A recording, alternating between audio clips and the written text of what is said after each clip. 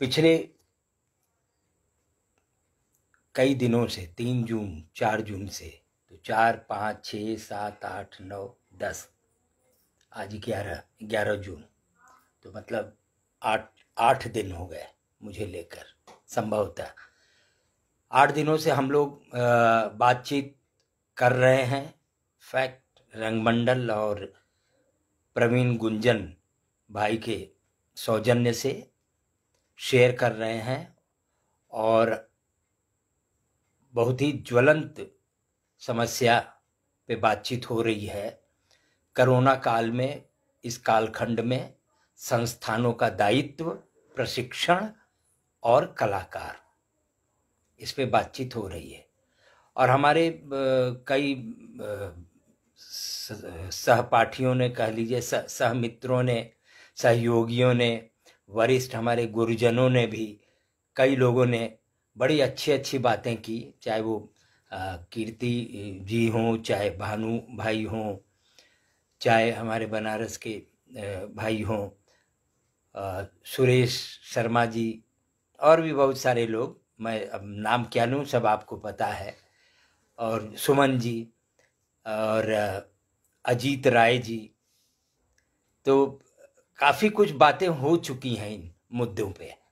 फिर भी मैं चाहूँगा कि उन बातों को भी, हो सकती है कुछ पुनरावृत्ति भी हो, और उन बातों में भी कुछ नई नई बातें अपनी तरफ से भी, अपने विचार से भी जोड़ना चाहूँगा।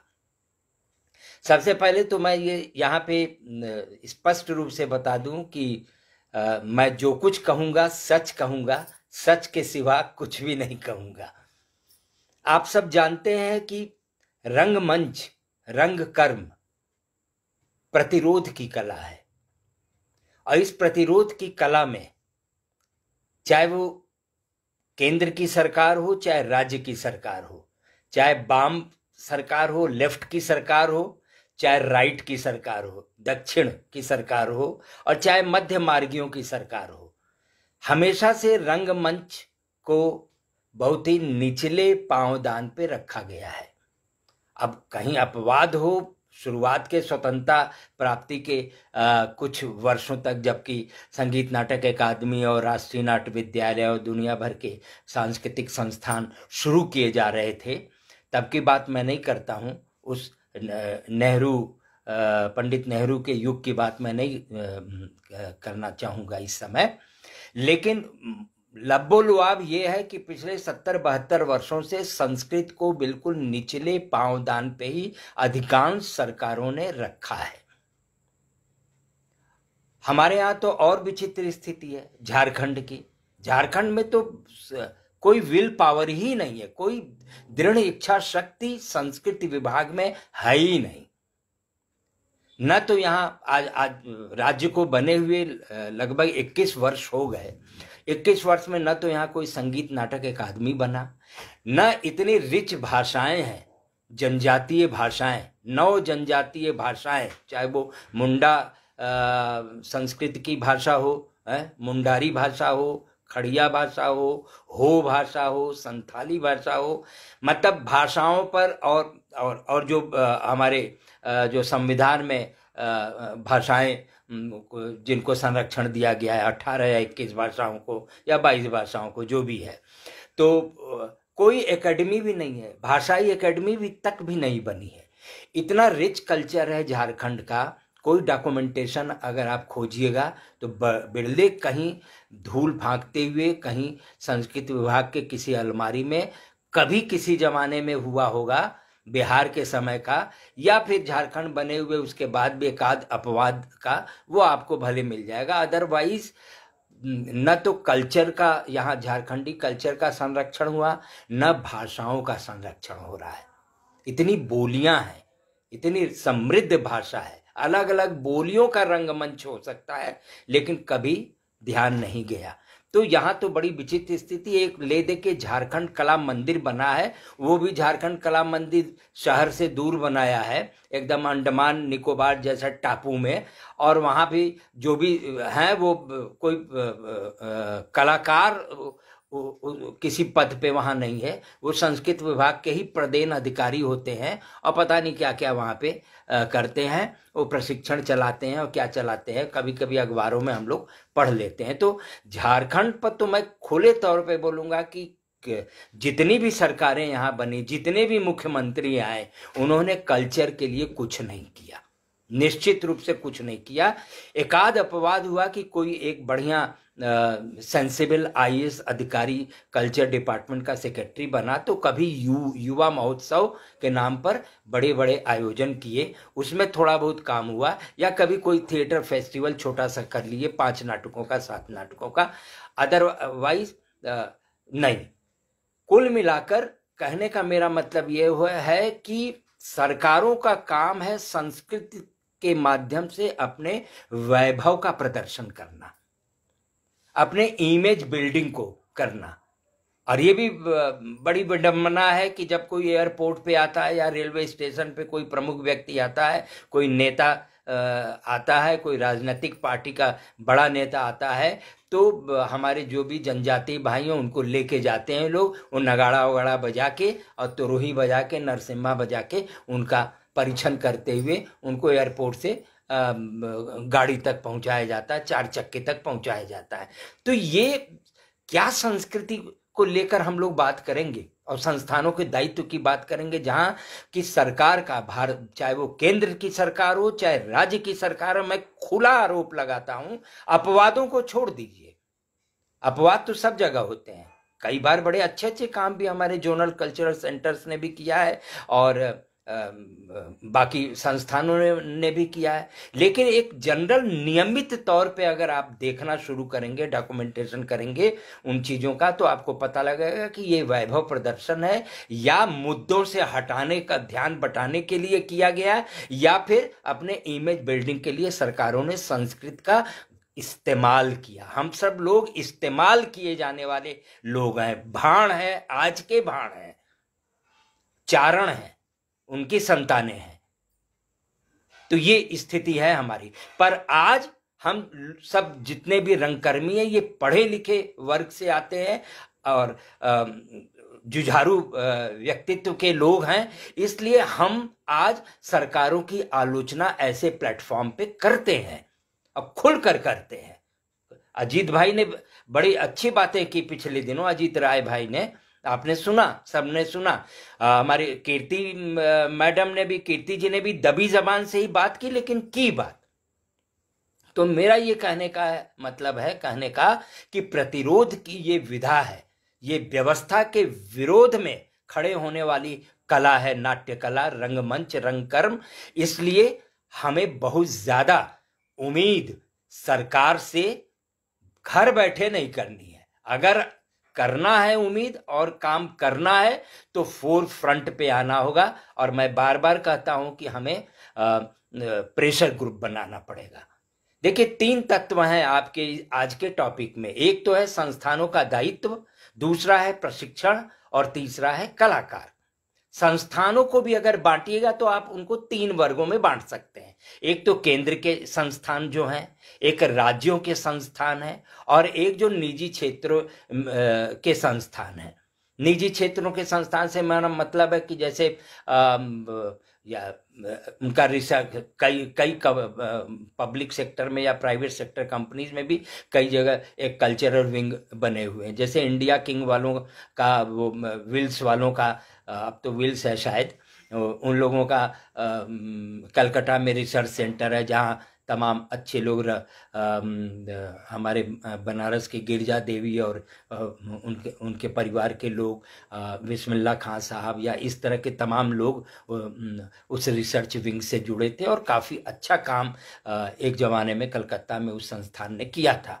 तो आज की बात करें हम, तो हम देखते हैं कि निजी क्षेत्रों के जो संस्थान हैं उनका दायित्व तो अब सिमट गया है CSR तक, यानी कॉर्पोरेट सोशल रिस्पॉन्सिबिलिटी, जिसमें वो वुमेन एम्पावरमेंट की बात करेंगे, एनवायरनमेंट की बात करेंगे, वाटर एंड सैनिटेशन की बात करेंगे और इस तरह की तमाम चीज़ों को है रखा है। उसमें कल्चर नहीं है, उसमें आर्ट एंड कल्चर को लेकर, थिएटर और खास करके थिएटर को लेकर कोई CSR के अंतर मेरी जानकारी में तो नहीं है। और हम लोगों ने कई बार दिया भी है। कई बार ऐसा होता है कि आप NGO से रजिस्टर्ड उससे जुड़े हुए हैं, तो कई बार कुछ SMS आते हैं, कुछ मेल पे आता है कि आप CSR के तहत इसके ऐसे ऐसे तरह करें। तो हम लोगों ने कई बार नुक्कड़ नाटक के लिए इन्वायरमेंट पर या वाटर एंड उस पे सैनिटेशन पे भेजा है प्रयोग, लेकिन आज तक उसका कोई जवाब नहीं आया। तो CSR के तहत वो दायित्व, वो कोई दायित्व नहीं, उन पर हम लोग कोई चर्चा नहीं करें तो अच्छा है। उसमें एक ही बात कहनी है कि अगर CSR के तहत संस्थानों को आर्ट एंड कल्चर के सेक्टर उसके परव्यू में लाना है, तो CSR के कानून में, कंपनी कानून में थोड़ा परिवर्तन करके उसमें कल्चर को जोड़ना होगा।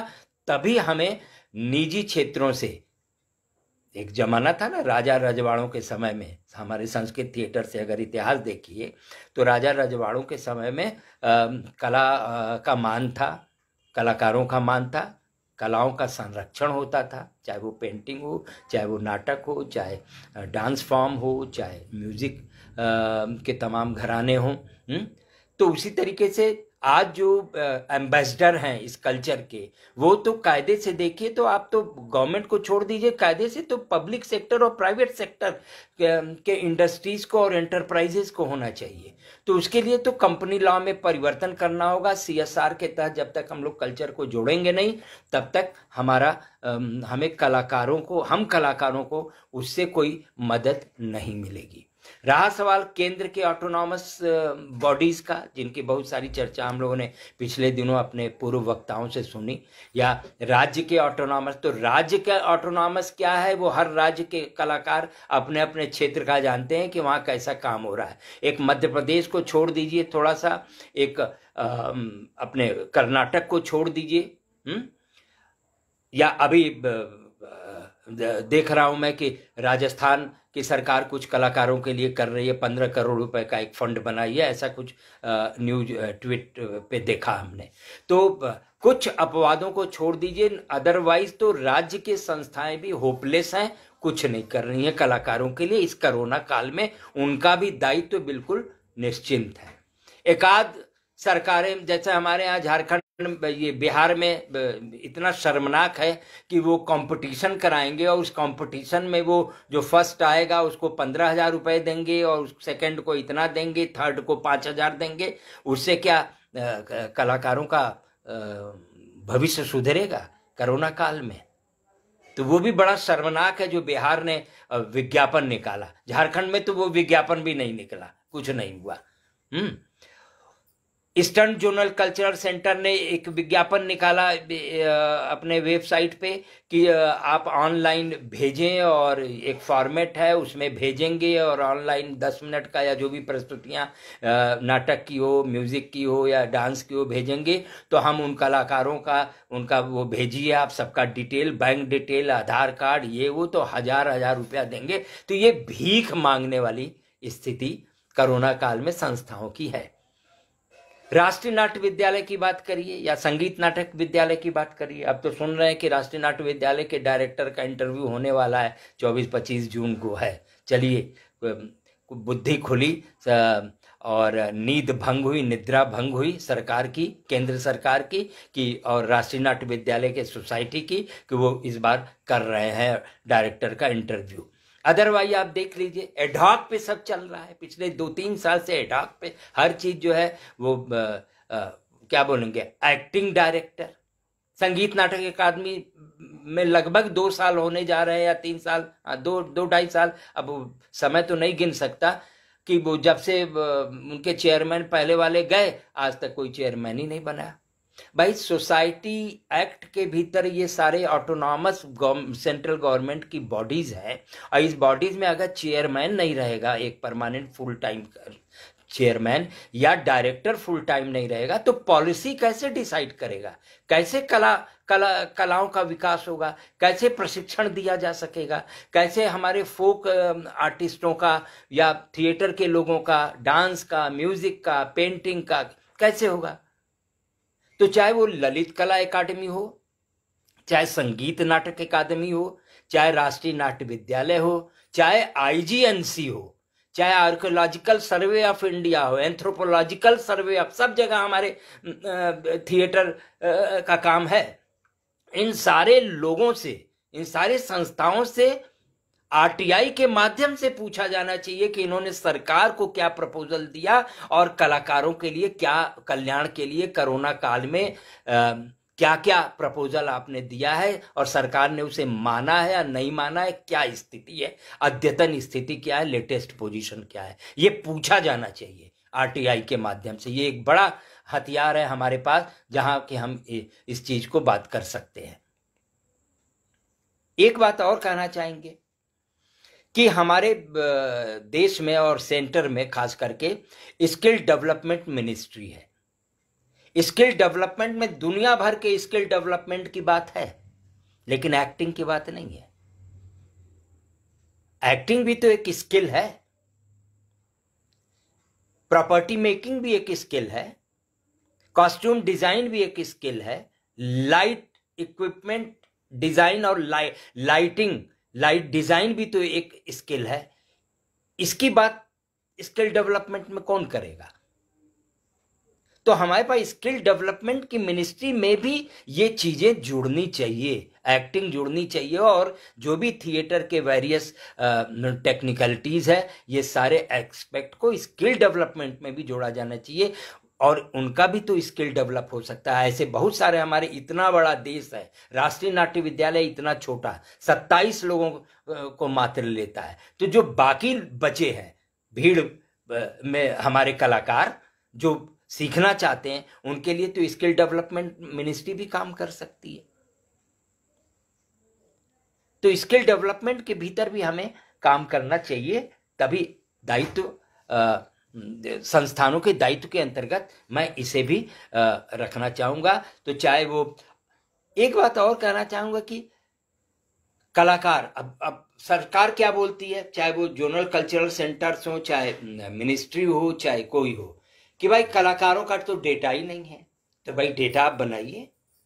5 साल से तो सुन रहे हैं, पहले हुआ कि कल्चर मिनिस्ट्री करेगी, उसके लिए कमेटी बनी, दुनिया भर के मीटिंग्स हुई, कई पूरे देश भर के हमारे एक्सपर्ट गए वहाँ पे, और मीटिंग पे मीटिंग हुई, और फॉर्मेट बना कि ये फॉर्मेट सबको भेजा जाएगा, कई संस्थाओं को भेजा गया, ओपन भी हुआ वो चीज़ें। बाद में पता लगा कि नहीं, ये सारा कुछ जो है वो नीति आयोग करेगा, और नीति आयोग में जाने के बाद अब क्या हो रहा है, क्या स्थिति है, डॉक्यूमेंटेशन कब होगा, अगले 10 साल में होगा, पंचवर्षीय योजनाओं के तहत होगा कि कब होगा, भगवान जाने। हम ये एक मोटे तौर पे कहते हैं कि हमारी जनसंख्या कलाकारों की पूरे देश भर में 2 करोड़ है, जो कि हमारे पूर्व वक्ताओं ने कहा। मुझे नहीं पता कि ये कहाँ से डेटा आया है, पर कहा जाता है, जब सुमन जी ने बोला है तो निश्चित रूप से उनके पास वो डेटा होगा कि लगभग 2 करोड़ हमारी जनसंख्या है। तो ये 2 करोड़ जनसंख्या का डॉक्यूमेंटेशन तो तुरंत हो सकता है, आप डेटा बना सकते हैं, डेटा बैंक बना सकते हैं, आप तमाम आप सरकार के पास तो सारी मशीनरी है। अगर सरकार दृढ़ इच्छा शक्ति से काम करे तो ये काम महीने भर, 2 महीने के भीतर, मैक्सिमम 3 महीने के भीतर किया जा सकता है, क्योंकि सरकार के पास अनेक उपाय होते हैं, उनके पास अनेक संसाधन हैं, उनके पास राज्य की सरकारें हैं, राज्य के तमाम कल्चरल इंस्टीट्यूशंस हैं, उनके माध्यम से आपके पास एनजीओज रजिस्टर्ड है मिनिस्ट्री ऑफ कल्चर में, उनके माध्यम से रेपेट्रीज रजिस्टर्ड है, उनके माध्यम से आप चाहे तो पूरा डाटा इकट्ठा कर सकते हैं। 3 महीने के भीतर ये काम हो सकता है, और इन कलाकारों पर आप उन्हें मदद कर सकते हैं। आप खाली ये कह के कि हमारे पास डेटा नहीं है, आप अपनी जिम्मेदारियों से बरी नहीं हो सकते। ये एक बहुत बड़ा कलाकारों का, मैं तो कहूँगा कि इस कोरोना काल में कलाकारों का शाप लगेगा सरकारों के ऊपर, चाहे वो राज्य की सरकार हो, चाहे केंद्र की सरकार हो। शापित होंगे ये लोग। किस तरीके से हमारे बुजुर्ग कलाकार गांवों में पड़े हुए हैं, उन्हें अब आप कहेंगे कि नहीं, उनका तो वो राशन कार्ड कहाँ से लाएगा, लाल कार्ड। बहुत सम्मानित, वो सम्मान से जीना चाहता है, वो भीख नहीं मांगना चाहता है, वो प्रधानमंत्री आवास योजना में अप्लाई नहीं करेगा, आपको कराना होगा। वहां के सरकार, गांव के पंचायत के लोगों को कराना होगा, बीडीओ को कराना होगा, सीओ को कराना होगा, प्रखंड के अधिकारी को कराना होगा, ब्लॉक ऑफिसर को कराना होगा, क्योंकि कलाकार एक स्वाभिमान में जीता है। और कलाकार क्या अपना एक उस मूड में जीता है।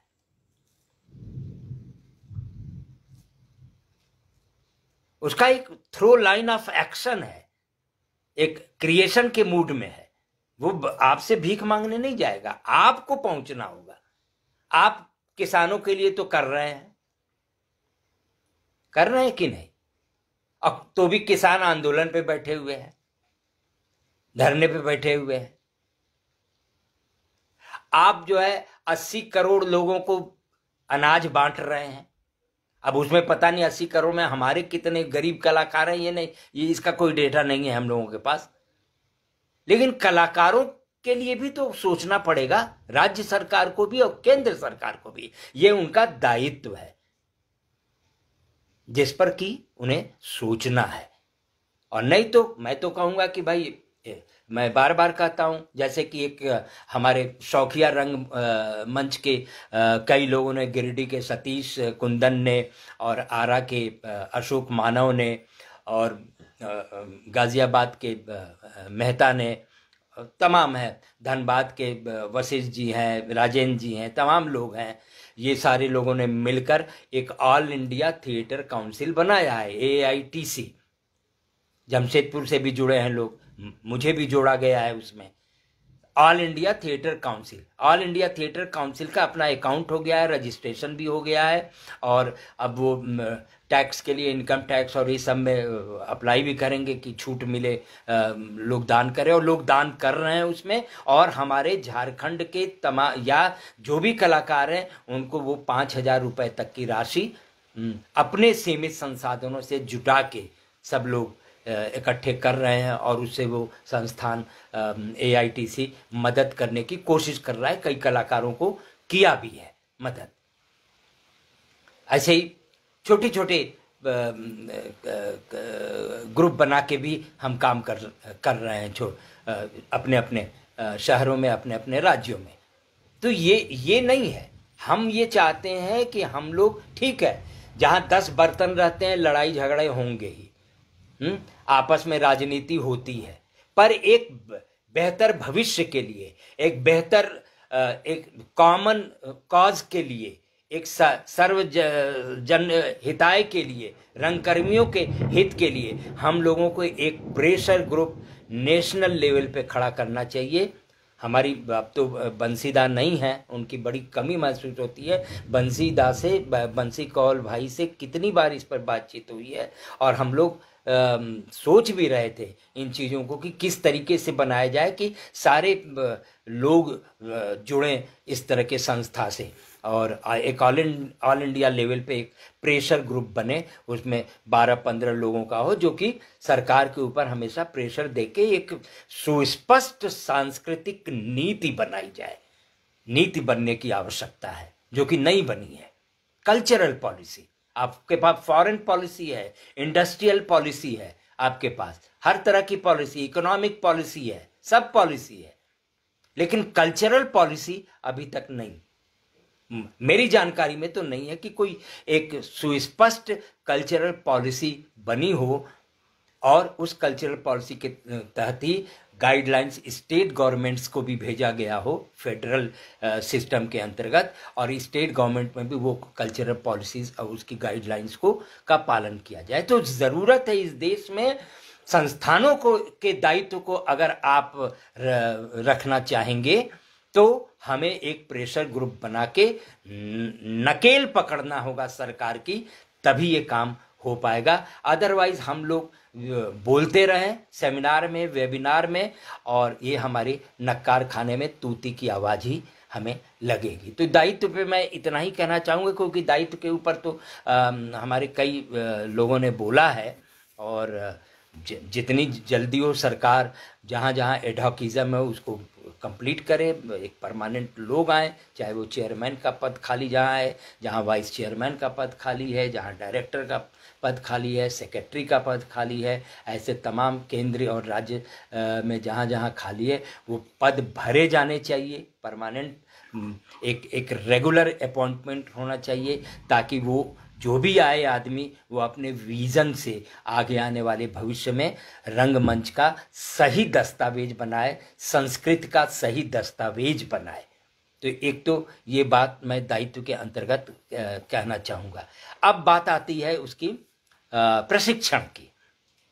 प्रशिक्षण में मुख्य रूप से अभी जो ज्वलंत उदाहरण हमें देख रहे हैं, क्योंकि यूनिवर्सिटीज़ में जो भी ड्रामा डिपार्टमेंट्स हैं वहाँ आप देखेंगे जो जैसे सत्या भाई ने, सत्यव्रत राउत ने भी बताया कि सेमेस्टर को क्लब कर दे रहे हैं और जो थ्योरी वाले क्लास हैं वो ऑनलाइन कर ले रहे हैं और बाकी लोगों को फिर बुला लेंगे। तो हमारे यहाँ भी रांची यूनिवर्सिटी में इसी तरीके का काम हो रहा है कि हम जो है वो यहाँ जो department of performing and fine arts है उसमें भी ऑनलाइन क्लासेज हैं वो सब ऑनलाइन हो गए हैं। कुछ प्रैक्टिकल भी क्लासेस ऑनलाइन किए गए हैं और आगे भी करने की कोशिश जारी है। तो इस तरीके से यूनिवर्सिटीज़ वगैरह में तो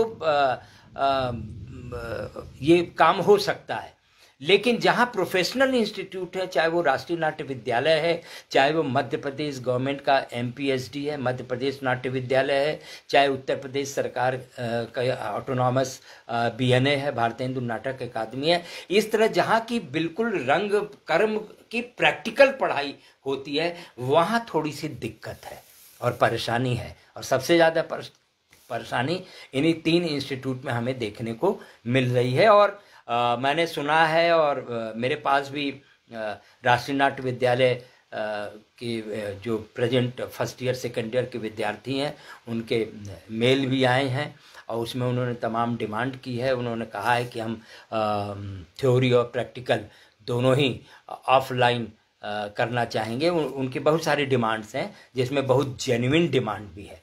उसमें मैं ये कहना चाहूँगा कि देखिए, एक तो हमारे देश की स्थिति और विदेशों की स्थिति में बहुत अंतर है।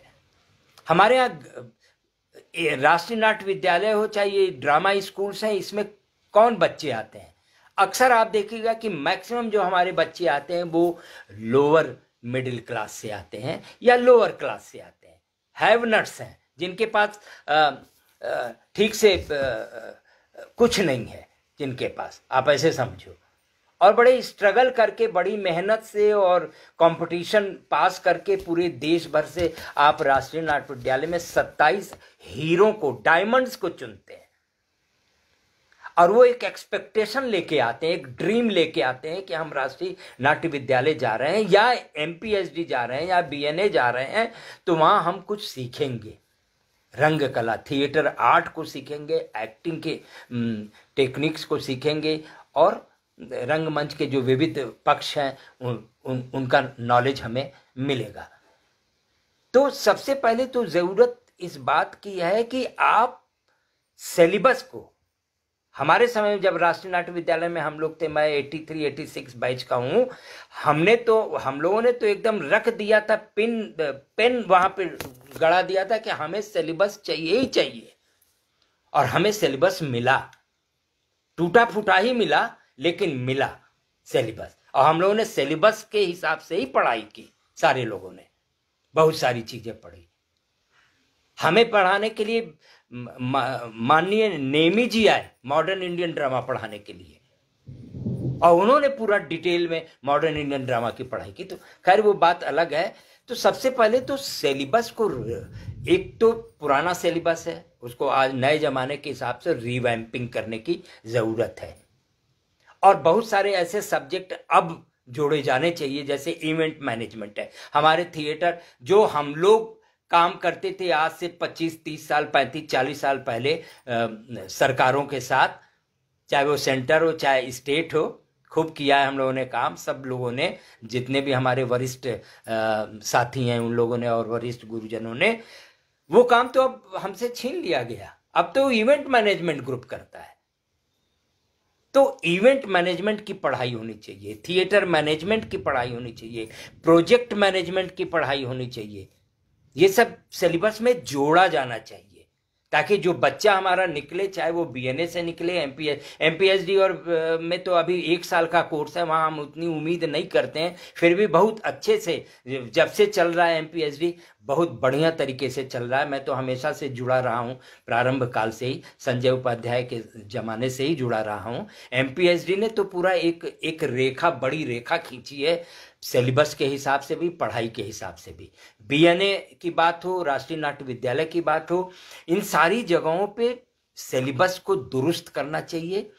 और कोरोना काल में अगर आप थ्योरी की क्लासेस पढ़ाना चाहते हैं, और पढ़ाना चाहिए, मैं इस बात से बिल्कुल इत्तेफाक रखता हूं कि ऐसे संस्थानों में कम से कम ये जो हमारे बच्चों का 15 महीना 16 महीना निकला जा रहा है, खराब हो रहा है, इसमें कम से कम हम उन्हें थ्योरी जरूर पढ़ाएं। पर वो थ्योरी क्या पढ़ाएंगे आप, वो मॉड्यूल तो बना के देना पड़ेगा ना बच्चों को। आप 15 महीने से अपने टीचर से बनवाइए, 1 महीने में बना देंगे, 15 दिन में बना सकते हैं। आपके पास ऐसे प्रशिक्षित और इतने होनहार और विशेषज्ञ हैं, राष्ट्रीय नाट्य विद्यालय में भी हैं और बीएनए में भी हैं, और हमारे आलोक चटर्जी के एमपीएचडी में भी हैं।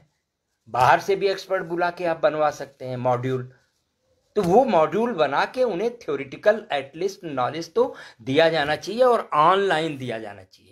लेकिन वहाँ अब आप कहेंगे कि नेट दुरुस्त नहीं है। बहुत सारे हमारे लोअर मिडिल क्लास के बच्चे हैं जिनके पास जगह नहीं है, वो कहाँ अपना मोबाइल, बहुतों के पास तो 4G 5G मोबाइल भी नहीं है, तो वो कैसे उसको शॉर्ट आउट करेंगे, क्योंकि विदेशों की तरह यहाँ नेट गांव तक में नहीं है। बहुत सारी जगह, कई बार तो अभी आपसे यहाँ बात कर रहे हैं, कब ये नेट चला जाएगा, कब लाइट चली जाएगी, हमें खुद ही नहीं पता है। तो नेट का प्रॉब्लम जेन्युइन प्रॉब्लम है, उनका स्पेस का प्रॉब्लम जेन्युइन प्रॉब्लम है। उन प्रॉब्लम को कैसे सॉर्ट आउट करना है, करना चाहिए। अब उसके लिए भी आप उनको आप अलग से रिकॉर्डेड मटेरियल भेज दें, या उनको हार्ड कॉपी में भेज दें, कैसे भेजेंगे ये स्कूलों को देखना चाहिए, प्रशिक्षण संस्थानों को ये देखना चाहिए, चाहे वो एनएसडी हो, चाहे बीएनए हो, चाहे एमपीएचडी हो। एमपीएचडी में तो उन्होंने बड़ा अच्छा किया कि जो समय मिला उन्होंने फटाफट बुलाया और खटाखट जो है वो उनका कोर्स कंप्लीट करके उनको 3 महीने पढ़ा के भेज दिया। उसी तरह सिक्किम सेंटर ने, विपिन जी जहाँ पे हैं निदेशक राष्ट्रीय नाट्य विद्यालय के, सिक्किम सेंटर में भी ओल्ड बैच को बुलाया, उनको 1 सवा महीना रखा, और वहाँ पे उनका प्रोडक्शन और बाकी प्रैक्टिकल सारे क्लासेज उन्होंने वर्कशॉप टाइप से करके डे नाइट में ख़त्म करके उनको भेजा। तो जहाँ 1 साल के कोर्स होते हैं वहाँ पे ये चीज़ें एक प्रिविलेज मिल जाता है उनको। लेकिन यहाँ प्रैक्टिकल, राष्ट्रीय नाट्य विद्यालय में प्रैक्टिकल तो बिल्कुल आपको फिजिकली पढ़ाना होगा। अब फिजिकली नहीं पढ़ा सकते हैं तो किसी ने बिल्कुल सही सजेस्ट किया था, मैंने भी ये सजेस्ट किया था अपने राष्ट्रीय नाट्य विद्यालय के बच्चों को। उनका जब आया था तो मैंने व्हाट्सएप पे पूरा डिटेल में उनको भेजा था कि किस तरीके से करना चाहिए। आप प्रैक्टिकल के लिए एनएसडी को थोड़ा होमवर्क भी करना होगा। मेरी उनसे बात भी हो रही थी राष्ट्रीय नाट्य विद्यालय सिक्किम सेंटर के निदेशक से, उनका भी सजेशन मुझे बहुत अच्छा लगा। और आप ऐसा कर सकते हैं कि ग्रुप में 4-5 के जो बबल्स की बात है, 4-5 के ग्रुप्स में आप उनको एक स्टेट में ऐसे एक्सपर्ट के पास भेज सकते हैं जिसके पास सुविधाएं हो, रहने की भी सुविधा हो, और या वो कर दे मेस बना दे 4-5 लोगों के लिए, और उसके पास अपना वर्किंग स्पेस हो, स्टूडियो वगैरह जो भी है वो उसके पास हो। जैसे हम एक मसलन एक विचार कर बता रहे हैं कि आप कर्नाटक में बी जयश्री जी के पास है, उनके पास महाराष्ट्र और कर्नाटक और उस साउथ के बच्चों को वहाँ पे आप भेज सकते हैं। और भी पता कर लीजिए आप, बेंगलोर का जो सेंटर है एनएसडी का, अगर वो चाहे वो कर ले, नहीं तो और भी पता कर लीजिए कि कहाँ कहाँ स्टूडियो है। केरल में है तो केरल में कुछ बच्चों को भेज दीजिए आप 4-5, और इस तरह से छोटे छोटे ग्रुप्स में आपके बिहार के बच्चे, आसाम के बच्चे, झारखंड का अगर कोई बच्चा है वो, ये सारे लोग तो प्रवीण जी के पास, प्रवीण गुंजन फैक्ट के पास खुद एक बहुत ही रिच स्टूडियो है, वहाँ प्रवीण जी के साथ आप भेज दें काम करने के लिए प्रैक्टिकल, और इस तरह से उनके साथ प्रोडक्शन या सीन वर्क भी तैयार कराया जा सकता है। और जब कोरोना काल खत्म होता है तो ऐसे ग्रुप्स को बुलाइए और उनका बजाबते सबका डेमोन्स्ट्रेशन या प्रेजेंटेशन प्रोडक्शन जो भी है वो आप समूह में करें और एक दूसरे को देखें और इंटरेक्ट करें। सारे डायरेक्टर्स भी आए वहाँ पे, 5-6 जो भी हैं। इस तरह से काम किया जा सकता है। नॉर्मल होने पे सबको बुला के 1.5 2 महीने में जो उन्होंने काम किया है, 3 महीने में जो काम किया है, जो प्रोडक्शन किया है या सीन वर्क किया है, जो सीखा है, वो सब वहाँ पे डेमोन्स्ट्रेशन राष्ट्रीय नाट्य विद्यालय कैंपस में हो सकता है नॉर्मल होने पर। तो इस तरीके से कर सकते हैं आप।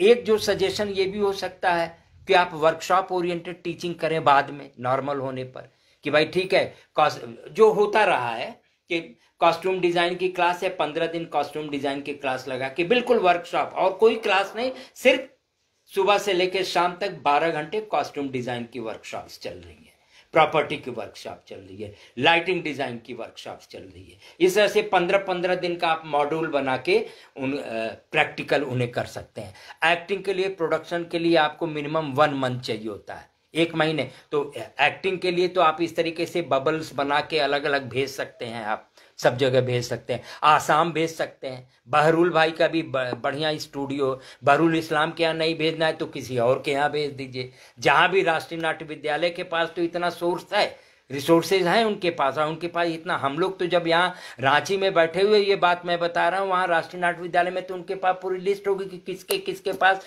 कहाँ कहाँ कौन कौन से रिसोर्स पर्सन है और किनके पास स्टूडियो है और कहाँ रहने की व्यवस्था और उनके खाने की बच्चों की हो सकती है। और 5-5 के ग्रुप में, 4-4 के ग्रुप में या 6-6 के ग्रुप में, जैसा भी हो। मान लीजिए अगर 27 बच्चे फर्स्ट ईयर में है तो 9 त्रिक 27, 9-9 के ग्रुप में 3 जगह भेज दें आप, और 3 नाटक तैयार हो जाएंगे उनके। और फिर वो जब नॉर्मल पीरियड हो कैंपस में उनका डेमो हो जाए, प्रेजेंटेशन हो जाए, पब्लिक शो हो जाए, ऐसे भी कर सकते हैं। तो ये एक करने को, अगर जहां चाह वहां राह, वहां हो सकती है। इसके लिए मेहनत करना पड़ेगा लोगों को और खर्च करना पड़ेगा, पैसा खर्च करना पड़ेगा। पैसे की कोई कमी राष्ट्रीय नाट्य विद्यालय में नहीं है, आप खर्च नहीं करते हैं इसलिए आपका बजट कट जाता है।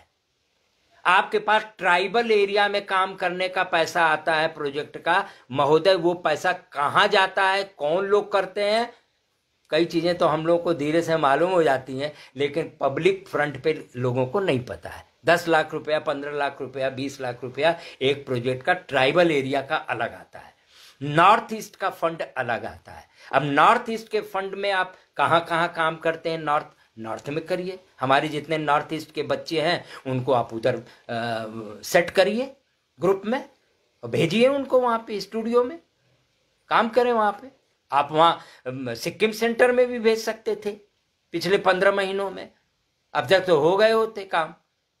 5 लोगों को भेज देते, वो हॉस्टल में रहते, वहीं बगल में स्टूडियो है। लॉकडाउन में जब समय मिला, जब लॉकडाउन खुला तब काम किया, और जब नहीं हुआ नहीं किया, घर में बैठे हुए हैं। तो जहां चाह वहां वो हो सकता है, उसे किया जा सकता है। मैं देख रहा हूँ बहुत सारे लोगों का आया हुआ है। अच्छा, कुसुम मिश्रा अमेरिका से है। भाई स्वागत है कुसुम, डॉक्टर कुसुम मिश्रा आपका।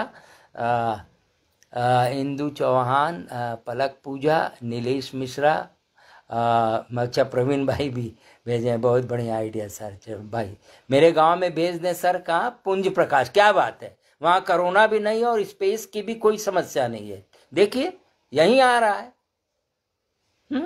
तो आप चाहें तो ऐसे हमारे कितने बच्चे हैं भाई, 27 उसमें होंगे, 27 54 एक आध छोड़ा होगा, 52-53 लोग होंगे।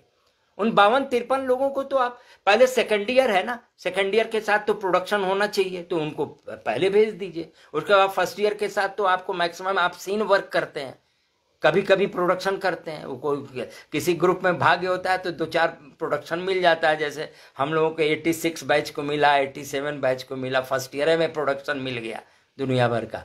तो इनके साथ भी आप सीन वर्क के लिए भेज सकते हैं इन 27 बच्चों को फर्स्ट ईयर के। तो ये करने को कर सकते हैं आप, और बिल्कुल करना चाहिए। क्या महेंद्र प्रसाद जी ऐसा प्रेशर ग्रुप AITC जैसी संस्था बना सकती है, क्योंकि इसमें विभिन्न क्षेत्रों से कलाकार, बिल्कुल विभिन्न क्षेत्रों से जुड़े हुए हैं। और मुझे याद नहीं है, उनकी मीटिंग में मैं गया था, करीब काफ़ी मात्रा में हर स्टेट से 22 की 23 स्टेट से लोग जुड़ गए हैं ऑल इंडिया थिएटर काउंसिल से। और ये सारे शौकिया रंगकर्मी हैं मैक्सिमम, जो कहीं ना कहीं काम भी करते हैं, कहीं ना कहीं से अर्न करते हैं और शाम को नाटक भी करते हैं और रेगुलर नाटक करने वाले लोग हैं ऐसे तमाम। और कुछ लोग तो इसमें बिल्कुल जिनकी रोजी रोटी ही थिएटर है, जैसे हमारे वशिष्ठ भाई है, पूरा परिवार धर्मार्थ में उनका लगा हुआ है, सिर्फ रंग कर्म करता है। तो ऐसे भी लोग हैं, तो ये बिल्कुल सही बात है महन जी। संजय लाल जी नमस्कार, क्या बात है, कुसुम जी से बात हो ही गई। और महेंद्र प्रसाद का और कोई प्रश्न भी क्या है? नहीं, चलिए। नीलेश जी नमस्कार, पलक पूजा, इंदू चौहान, ठीक भाई, वेरी गुड। क्या है ये, एक minute, keep up good work, your divine moments will come. अच्छा, God bless you, thank you Kusum ji. Shankar, Bam Shankar, अच्छा, बहुत सुंदर विचार है सर, वो थैंक यू बम शंकर जी। मनीष शर्मा, हाँ ठीक है मनीष शर्मा जी। मीता मिश्रा, प्रणाम प्रणाम। फैक्ट के मेरे पास तो गेस्ट हाउस भी है, बिल्कुल, वो तो मैं गया हूँ बेगूसराय, आपका स्टूडियो देखा, एक प्रेजेंटेशन भी, सोलो परफॉर्मेंस बेटी का देखा, एक राष्ट्रीय नाट्य विद्यालय से पिछले साल जो निकली है उसका देखा, उस बेटी का बहुत सुंदर परफॉर्मेंस। आपके पास तो सब है, बिल्कुल, किराया भी कम है, बिल्कुल सही बात है। तो कहने का मतलब ये है, अब थोड़ा फिर आगे की बात करते हैं, फिर देखेंगे। बहुत सारे लोग जुड़ गए हैं, गौरी देवलवा, गौरी भी हैं, गौरी नमस्कार। पर ये लोग, कुछ लोगों है कि डायरेक्टर्स समझते हो क्या? पर ये लोग कुछ लोगों को ही डायरेक्टर समझते हैं। हाँ, ये प्रॉब्लम तो है। देखो, एक चीज मैं बता दूं कि जो लोग विरोध में रहते हैं उनको ज्यादा मिलता है, और जो लोग चाटुकारिता में रहते हैं, राष्ट्रीय नाट्य विद्यालय के डायरेक्टर के आगे पीछे घूमने वाले लोग, उनको वो ऐसे ही टहलाते हैं। फिर बाद में जब आपका मोह भंग होता है तो आप उनको गालियां बकते हैं। जहां गलत हो रहा है वहां ठोक के बोलो, क्योंकि अगर हम जरूरी मसलों पर हम नहीं बोलेंगे तो इसका मतलब हम मरे हुए लोग हैं। हमें बोलना चाहिए। मैं भी जुड़ा हूं और बहुत अच्छे से जुड़ा हूं अपने संस्कार भारती से, ऐसा नहीं है, प्रदेश का नाट्य प्रमुख रहा हूं, संस्कार भारती की तमाम पॉलिसीज में जाता हूं, बात करता हूं, लेकिन जहां सही है वहां सही है। चाहे मैंने शुरू में ही कहा कि चाहे किसी की भी सरकार हो, वामपंथियों की सरकार हो, मध्य मार्गियों की सरकार हो, राष्ट्रवादियों की सरकार हो, कल्चर को इन्होंने हमेशा से निचले पांवदान पे रखा है। और वैभव प्रदर्शन, इमेज बिल्डिंग, मेला लगाना, ये लगाना, वो लगाना करते हैं, ठीक है ना, या मुद्दों से भटकाना है, तब बड़े बड़े उत्सव किए जाते हैं। अपना उत्सव तो भारत रंग महोत्सव, तो ये उत्सव, वो उत्सव, वो सब देखिए, लेकिन अपने आंख नाक कान सब खोल के रखिए कि देश कहां जा रहा है और कल्चर के लिए कल्चर पॉलिसी बननी चाहिए। ये आवाज हम सब लोगों को उठानी चाहिए। तो प्रशिक्षण के बारे में बातचीत हो गई, समय भी देखते रहते हैं। कुछ और बातें करना चाहूंगा कि हमारे बहुत सारे कलाकार जो राष्ट्रीय नाट्य विद्यालय या बीएनए या एमपीएचडी में जाते हैं, वो एक सपना लेके जाते हैं कि उनको बॉलीवुड भी जाना है, उनको रीजनल, अपने क्षेत्र में जाके या तो रीजनल फिल्में करनी है या टीवी सीरियल्स करने हैं, थिएटर में कम आते हैं। तो मेरा एक विनम्र सुझाव होगा, हालांकि उस पर विरोध होगा, कि अब से राष्ट्रीय नाट्य विद्यालय हो, बीएनए हो या एमपीएचडी हो, वहां एक बॉन्ड होना चाहिए कि आप स्कूल से निकलकर 2 साल, कम से कम 2 साल आप थिएटर को देंगे, थिएटर के लिए काम करेंगे, और स्कूल के पास प्लानिंग होनी चाहिए एमपीएचडी, बीएनए और राष्ट्रीय नाट्य विद्यालय को, कि उन बच्चों को वो 2 साल में कैसे इकोनॉमिकली प्रोटेक्ट करते हैं, उनको कैसे वो सुविधाएं देते हैं। ये होना चाहिए। सरकार के पास दुनिया भर का पैसा है, मेला ठेला लगाने के लिए पैसा है, कुंभ के लिए पैसा है, सबके लिए पैसा है, खाली कलाकारों के लिए ही पैसा नहीं है। क्यों नहीं? ये तो डायरेक्टर को, चेयरमैन को लड़ना होगा, टेबल ठोक के लड़ना होगा, संघर्ष करना होगा सरकार से। जो भी डायरेक्टर बन के आए या जो भी चेयरमैन बन के आए, उसे लड़ना होगा। आंखों में आंखें डाल के मंत्री महोदय से बात करनी होगी कि नहीं ये चाहिए कल्चर के लिए। जिस देश का कल्चर नीचे चला जाएगा उस देश में समाज सभ्य रहेगा। हम बनाते हैं देश के अच्छे नागरिक, हम उनमें एक सिविक सेंस बच्चों में पैदा करते हैं। हमारा काम होता है, हम नेशनल बिल्डिंग का सबसे बड़ा काम कर रहे हैं शिक्षक के रूप में, प्रशिक्षक के रूप में, और हमें ही आप सबसे निचले पांवदान पे रखे हुए हैं। क्यों?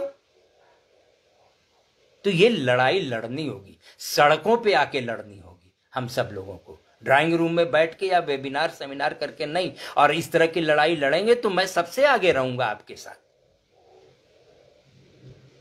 तो प्रशिक्षण की बात हो रही थी, मेरा ख्याल है कि 2-3 चीजें हैं। एक तो फर्स्ट ईयर के साथ मैं स्पेसिफिक राष्ट्रीय नाट्य विद्यालय पे बात करना चाहूँगा, क्योंकि उन बच्चों के बहुत सारे मेल और ये सब व्हाट्सएप पे आते रहे हैं। एक तो फर्स्ट ईयर में जो हमारे बच्चे हैं उनको उनका CID, MID और WD वेस्टर्न ड्रामा, ये 3 के मॉड्यूल तुरंत मिले और उनके थ्योरी के क्लासेस हो जाए कम से कम 1-1.5 महीने। और उसमें भी आप पर डे मत करिए, वीकडेज में 3 दिन रख लेती। आज मान लीजिए MID हो रहा है तो कल CID हो जाए, परसों WD हो जाए, फिर एक दिन MID हो जाए, सैटरडे संडे ऑफ कर दीजिए ताकि बच्चे जुगाली कर सकें, जो पढ़ा है उसका नोट्स वगैरह बना सकें। तो मंडे टू फ्राइडे में ये आप मॉड्यूल बना के कर सकते हैं। फर्स्ट ईयर के लिए MID, CID और WD की पढ़ाई हो जानी चाहिए, ख़त्म हो जानी चाहिए इनकी फर्स्ट ईयर की। और सेकेंड ईयर थर्ड सेमेस्टर में ये जाते हैं तो थर्ड सेमेस्टर का भी अगर कोरोना का पीरियड बढ़ता है तो थर्ड सेमेस्टर के भी कोर्स को मॉड्यूल बना के वो थर्ड सेमेस्टर का भी उनका जोड़ देना चाहिए। एक तो इनके लिए ये करना चाहिए।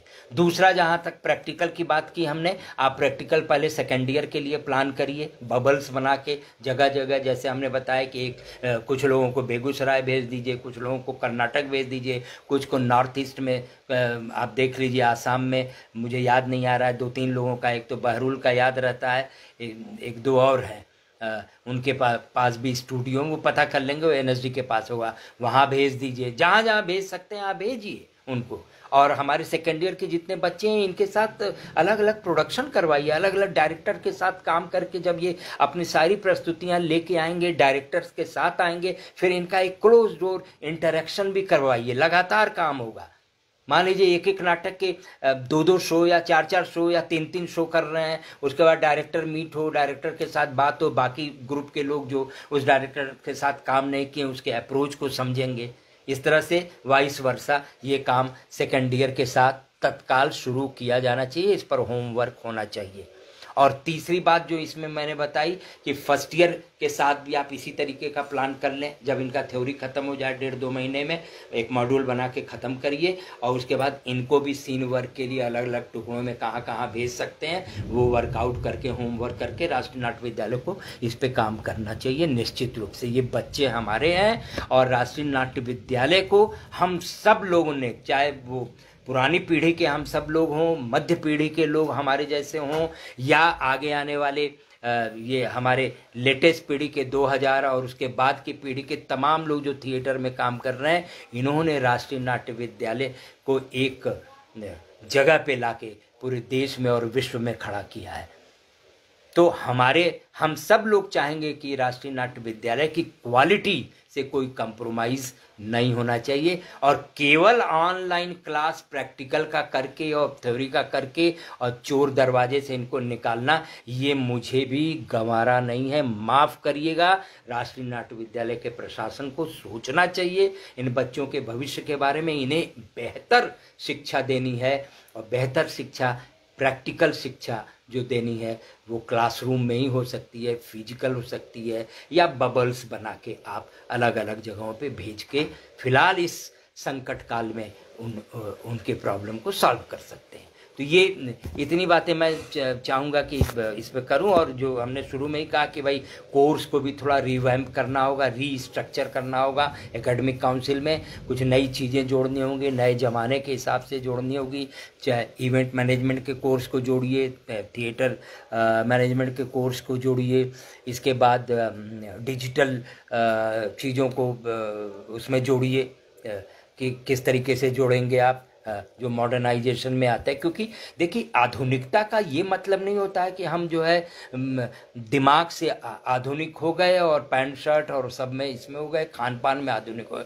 आधुनिकता का मतलब ये होता है, मॉडर्निज्म क्या है, आधुनिकता का मतलब ये है कि जो बाहर की परंपराएं हैं, दूसरों की जो परंपराएं हैं, वो हम कितना जानते हैं और उनमें अच्छे परंपराओं को नमस्कार करते हैं और उसे एक्सेप्ट करते हैं। ये है मॉडर्निज्म का मतलब, आधुनिकता का मतलब मेरे डिक्शनरी में। तो ऐसे परंपराओं को भी स्वीकार किया जाए, नमस्कार किया जाए, खाली गालियां न दी जाए कि विदेशी है और ये है वो है, संस्कृति है। नहीं, जो चीज़ें अच्छी हैं उन्हें हमें लेना है, अडॉप्ट करना है, ताकि हम अपडेट बने रहें। रंगमंच के क्षेत्र की बात मैं कर रहा हूँ, ऐसे तो हर क्षेत्र में ये चीज़ें आती हैं और लोग करते भी हैं, चाहे वो साइंस टेक्नोलॉजी में हो, चाहे इकोनॉमिक्स के क्षेत्र में हो, सब में, पॉलिटिकल साइंस में हो, सब में करते हैं। तो थिएटर में क्यों नहीं हम करें? तो कोर्स को भी रीस्ट्रक्चर किया जाना चाहिए। और एक बात जो बताई हमने कि भाई कम से कम 2 साल आप निकले, इतना पैसा सरकार का खर्च होता है, चाहे राज्य सरकारों का या केंद्र सरकार का, आपके प्रशिक्षण पर, बीएनए में, एमपीएचडी में, एनएसडी में। तो कम से कम 2 साल आपको थिएटर करना चाहिए और वो बैकिंग इंस्टीट्यूशनल आपके साथ होनी चाहिए कि आपको ये दिक्कत ना हो कि आप शाम को जाएं तो 2 रोटी कहाँ से खाएंगे। ये इंस्टीट्यूशनल होना चाहिए। चाहे वो अब आप स्कॉलरशिप दें, एक तो राष्ट्रीय नाट्य विद्यालय एक सेलेक्टेड कुछ बच्चों को रेपेट्री में भेजता है, कुछ को जो है प्रोजेक्ट वाइज जो है 25,000 या ऐसा कुछ पर मंथ स्कॉलरशिप देते हैं। उसको बढ़ाए जाने की ज़रूरत है, 27 लोगों को देने की ज़रूरत है, 27 फर्स्ट ईयर और जो भी 27 निकलते हैं, ऐसे 27 बच्चों के लिए आप बिल्कुल अलग फिक्स कर दीजिए कि इन्हें आपको 30,000 रुपया या 40,000 रुपया मंथली देना है। 2 साल तक ये थिएटर करेंगे और जब ये ट्रैवल करेंगे एक शहर से दूसरे शहर, तो ट्रैवल का भी पैसा आप दें और इनको भी डीए दें जो आप 500 रुपया देते हैं, घटिया 500 डीए आप देते हैं। 500 रुपये में कहीं खाया जाता है? हम, मेरे जैसा आदमी तो 500 रुपये में नहीं खाता है। मुझे तो कम से कम 2,000 रुपये चाहिए पर डे, ताकि मैं अपने दोस्तों को भी खिला सकूं जो बेचारे हमारे साथ आते हैं कि अरे शहर आए हुए हैं, दिल्ली आए हुए हैं, चलो चलो चलो। तो उनका भी तो एक्सपेक्टेशन होता है हमारे साथ। तो डीए भी तो बढ़ाओ आप दूसरे संस्थाओं में तो बढ़ा देते हो डीए। यूनिवर्सिटी का तो डीए आपसे ज्यादा है, 600 रुपए है, आप 500 देते हो, तो डीए भी दो। चलो, तो ये सारी बातें हैं प्रशिक्षण के संदर्भ में मेरी बात है। और लास्ट में चलते चलते मैं 2-3 बातें और कहना चाहूँगा। एक तो मैंने आपको बताया कि सीएसआर को वो कीर्ति जी ने बहुत बढ़िया सजेशन दिया था अपने उसमें डेलीब्रेशन में कि सीएसआर में इंक्लूड होना चाहिए और उसको भी कम से कम कोरोना काल में तो कंपनीज को डाइवर्ट करना चाहिए, आर्ट एंड कल्चर के फील्ड में भी पैसा देना चाहिए। मुझे याद है बहुत अच्छे से, मेरे बनारस के कई एक घराने के लोग हैं, मैं नाम नहीं लूँगा, जिनको बड़ी मुश्किल से हम लोगों ने मदद की है। वो मांग नहीं सकते, एक स्वाभिमान है कलाकार का, अच्छे कलाकार है, विदेशों में जाके परफॉर्म करता है, इंडिया का मान किया है, उत्तर प्रदेश का मान किया है, लेकिन वो सरकार के पास नहीं जा सकते। सरकार को खोज के उनके पास आना होगा। हम लोगों ने मदद किया है रांची से। तो भाई सीएसआर को डाइवर्ट करो, कंपनीज को बोलो कि भैया कल्चर के फील्ड में लगाओ पैसा, कलाकारों को दो। जो हमारे गांव में अब आप एक चीज तो आप ध्यान रखिए कि हम कलाकार के भीतर वो भी कलाकार है जो शादी में जाके ड्रम बजाता है या मंडप गाड़ता है या पेंटिंग करता है, साज सजावट करता है गांव में, या जो मांदर बनाने वाला, ढोल बनाने वाला है, वो भी तो कलाकार है, बांसुरी बनाने वाला कलाकार। कहां डॉक्यूमेंटेशन है आपके पास? इनको तो मदद कम से कम प्राइवेट सेक्टर के, पब्लिक और प्राइवेट सेक्टर की कंपनीज को करना चाहिए। तमाम हर जगह है, हर स्टेट में प्राइवेट सेक्टर भी है और पब्लिक सेक्टर भी है। गवर्नमेंट को चाहिए कि उन्हें फोर्स करे, जैसे ऑक्सीजन में किया ना कि इंडस्ट्रीज के जितने ऑक्सीजन है सब इंडस्ट्री जाएगा और एयर फोर्स के लोगों को लगा दिया, आर्मी को लगा दिया, और जो है ऑक्सीजन एक्सप्रेस रेलवे लग गई क्योंकि वहां जीवन बचाना था। तो यहां भी तो कलाकारों का जीवन बचाना है। आपको भूखे मर रहे हैं, चुप हैं, बड़ी मुश्किल से रोजी रोटी का इंतजाम हो रहा है, महानगरों में तो और बुरी स्थिति है। तो उनके लिए किया जाना चाहिए, ये एक बात है। और उन्होंने पीएम केयर्स फंड की भी बात की थी, उस पर मैं नहीं जाऊंगा। कीर्ति जी ने बात की थी, पीएम केयर फंड से भी हेल्प होना चाहिए, जैसे पीएम केयर फंड से बाकी को हेल्प हो रहा है उस तरह से होना चाहिए।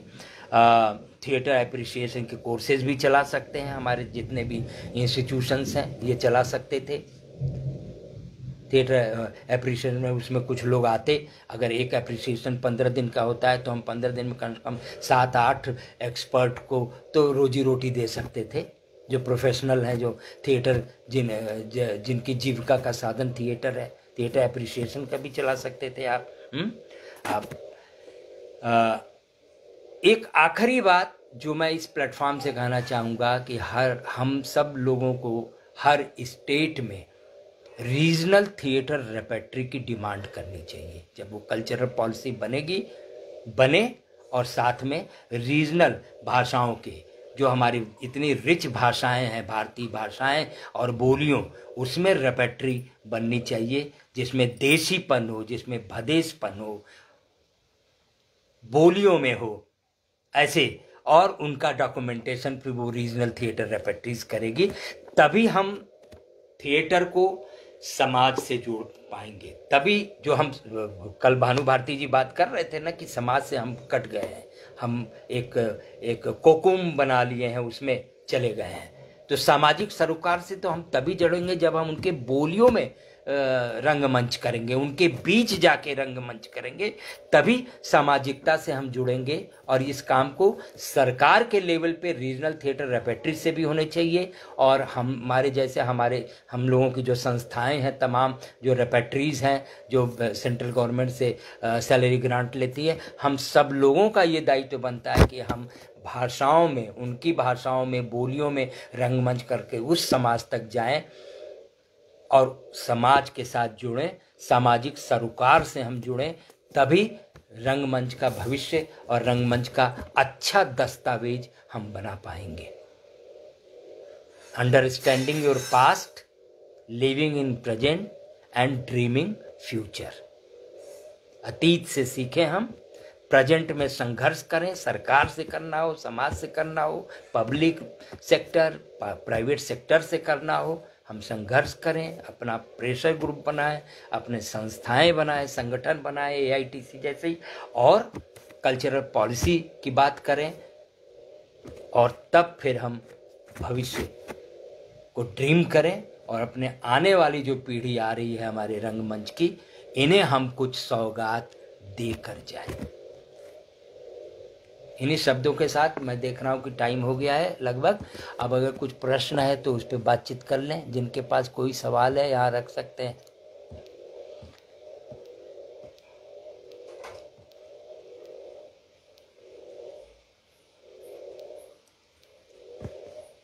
हाँ, खुद टीचर ही बॉलीवुड में मुंह दिखाने के लिए लालायित है, छात्र को क्या रोकेंगे? रानावी के अध्यक्ष ही खुद सिनेमा से हैं। हाँ भाई, देख लीजिए आप रानावी के अध्यक्ष का। अभी तो सुना है कि वो अभी तक तो आए नहीं है संस्थान में, और बच्चों से रूबरू भी नहीं हुए हैं।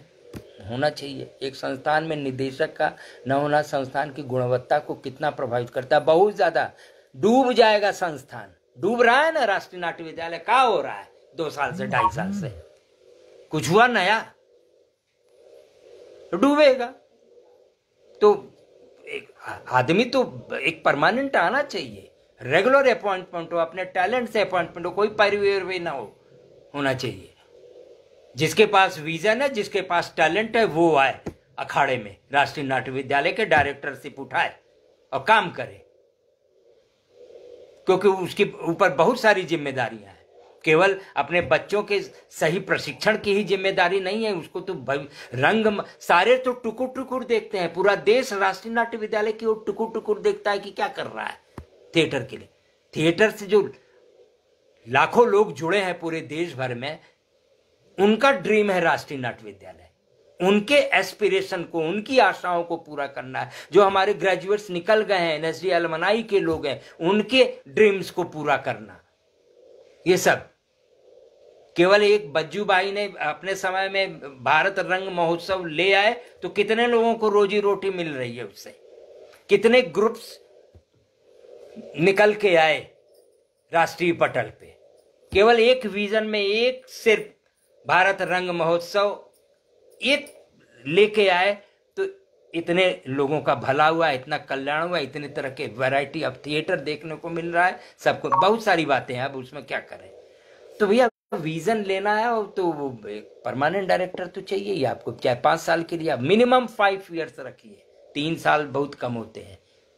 1 साल तो उसको समझने में लगता है, दूसरे साल लोगों को भापने में लगता है, फिर वो समझता है कि तीसरे साल में उसको क्या क्या करना है, तब तक उसका टर्म पूरा हो जाता है। तो 3 साल नहीं, शायद 3 साल का है, 5 साल हो ज़्यादा अच्छा हो, 7 साल हो तो और अच्छा है। पार्लियामेंट 5 साल चलती है ना, तो राष्ट्रीय नाट्य विद्यालय के डायरेक्टर को मिनिमम 7 ईयर्स रखिए, 62 की जगह 65 करिए रिटायरमेंट एज, और एक्सेप्शनल केस में 70 तक करिए, जो है यूजीसी का रूल है। 70 साल तक की अवस्था में वो डायरेक्टर रह सकता है, अगर उसने अच्छा काम किया है, सोसाइटी को ये पावर होना चाहिए। 3 साल कैंपस ट्रेनिंग में, 3 साल खुले मैदान में अपने साधनों से, और कुछ साधन उन्हें उपलब्ध कराया जाए, विचार बिल्कुल।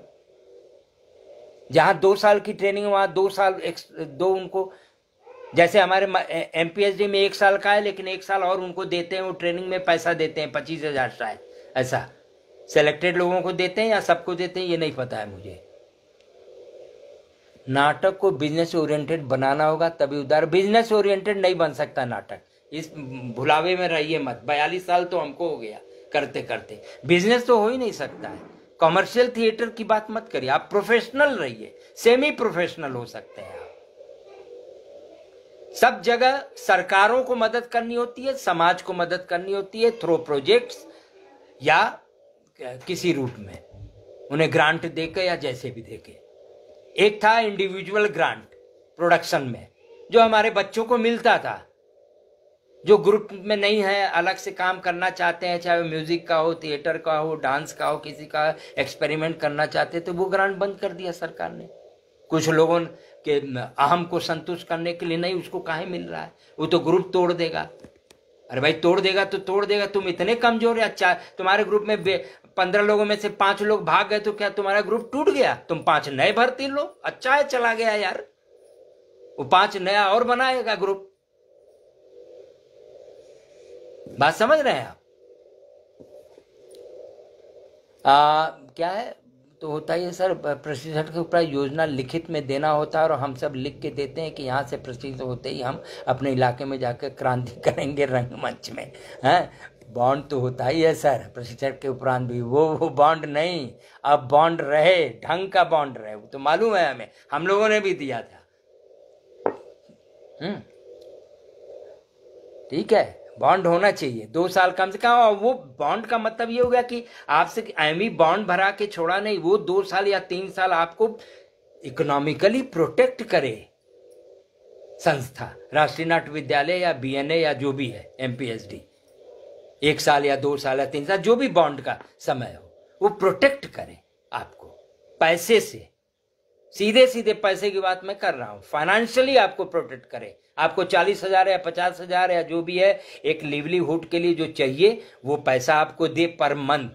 और आप ट्रैवल कर रहे हैं तो ट्रैवल का बिल सबमिट करिए, वो अलग से विंग बनाइए ना उसका, जैसे आप एकेडमिक विंग्स बनाए हुए हैं ना, लाइब्रेरी है, एकेडमिक विंग्स है, एडमिनिस्ट्रेटिव विंग्स है, डायरेक्टर का सेक्रेटेरिएट है, चेयरमैन का सेक्रेटेरिएट है, भारंगम का सेक्रेटेरिएट है, हर जगह बना है ना विंग, तो एक विंग्स बना दीजिए ना अलग से, 10 लोगों को उसमें बैठाइए,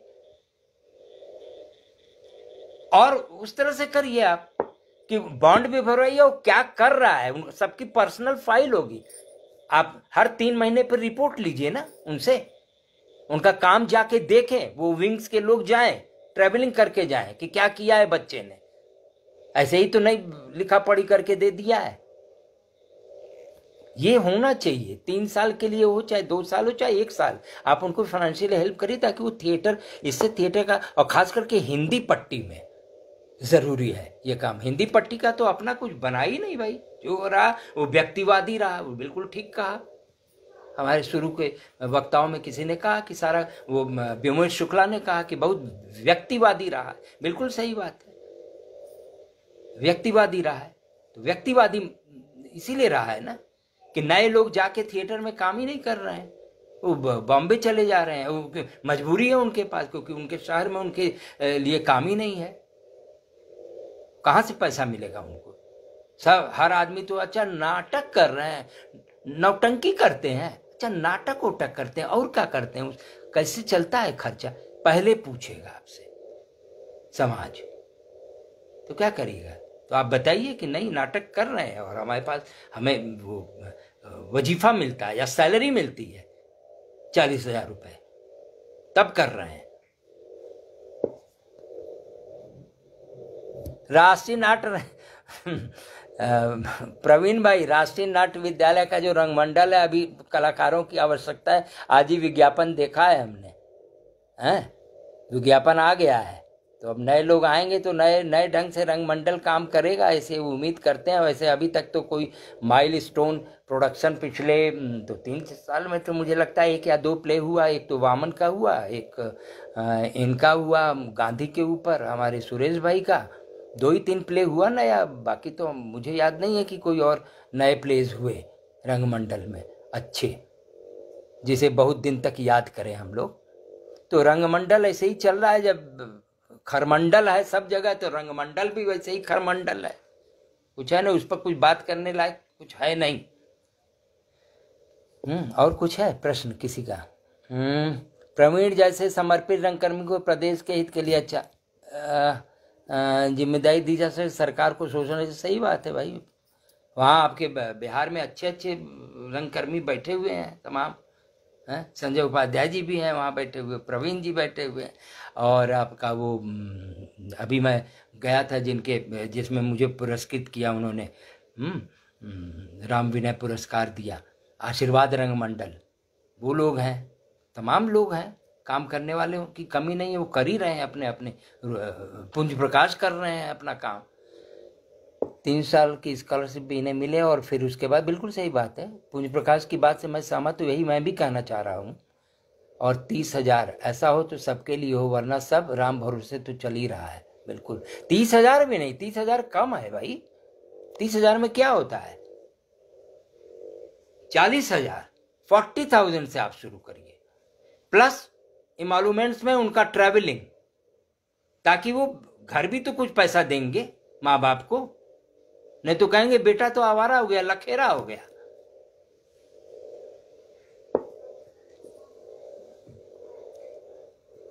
क्या है सर एनएसडी?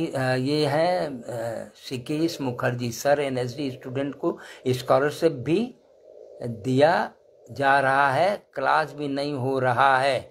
जब तक क्लास नहीं है स्कॉलरशिप कैसे दिया जाता है? स्कॉलरशिप नहीं बंद हो जाएगी, क्लास नहीं करेंगे स्कॉलरशिप बंद हो जाएगी। इसीलिए तो मैंने उपाय बताया ना कि स्कॉलरशिप भी मिले और काम भी चले और संकट निकल जाए इनका। नहीं तो स्कूल के सामने तो एक धर्म संकट हो जाएगा ना, कि क्लास भी नहीं करें और स्कॉलरशिप भी उनको दें, ये फिर ऑडिट का ऑब्जेक्शन होगा। एक बात मैं और जरूर कहूंगा कि ये सारी संस्थाओं का, ये बात छूट गई अभी एकाएक याद आ गई, अरे भाई कुछ इम्प्रोवाइज भी तो कर रहा है आदमी।